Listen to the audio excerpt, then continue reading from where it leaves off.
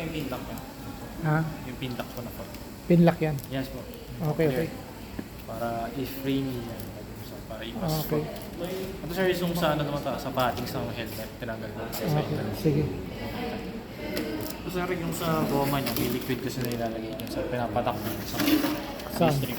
So, dito kasi nagmumotivo kasi natak yung mga goma niya. Okay. Yan, dyan pinapatak po. Diyan nilalagay. Yes po. Para ma-maintain natin yung goma na hindi mag-amag. Okay. Pero pwede naman labahan yan, Bisor, no? Yes po, yung padding sam sir. Oo. Padding sam. Itong paddings lang laban. Okay. Sige. Kaya natin Yan, yan. mag-full charge yung Mag-full charge yun dahil para doon talaga siya eh. Yan.